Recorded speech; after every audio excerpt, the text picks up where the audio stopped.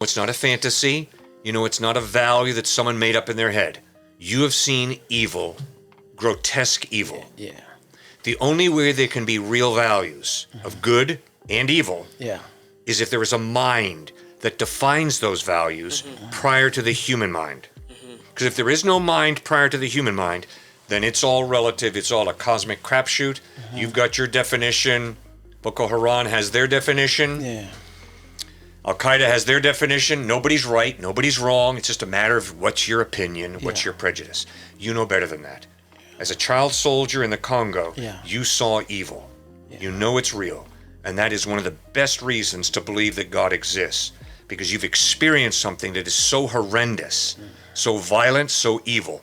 You know it's real. You know it's not a fantasy. It's not something someone made up in their heads. Yeah. And the only way it can be real is if there's a real value to human life that is being totally violated by the violence that you have witnessed.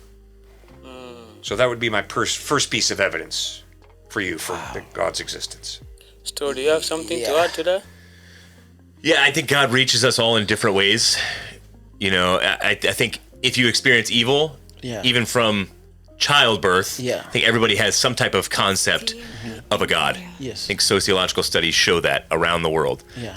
And especially if you're dealing with evil, I think even kids who've been, and you would know better than me, but even kids who've been brainwashed, I think they've had the opportunity to know what is real good, what is real evil, despite the brainwashing process eventually.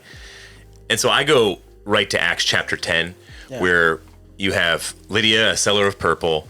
So she's very wealthy, intellectual woman. And a guy comes up to her and introduces her to the scripture, and based out of the evidence of scripture, she comes to know Christ.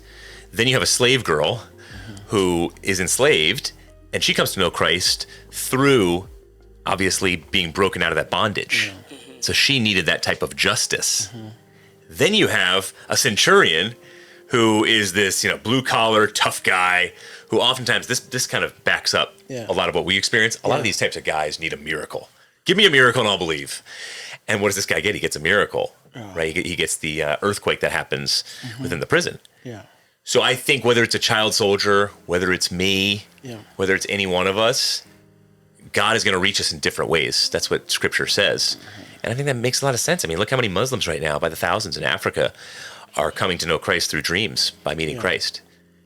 So, and then they're leaving their homes and risking it all because they've had this encounter with Jesus Christ. So that's just another way it shows how he reaches us.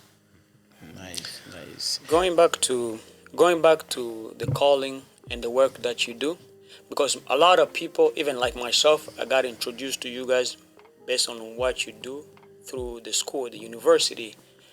I mean, that was mind-blowing. For the first time I see a man at school, when I just saw kid walking around, I said, going to school, because I see something like this. The first time I see things like this was in Africa.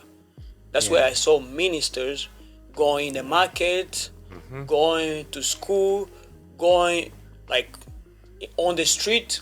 Like that's how evangelism is done in Africa, especially where I'm coming from the Congo, which is what I seen. That was the first time I see you doing it.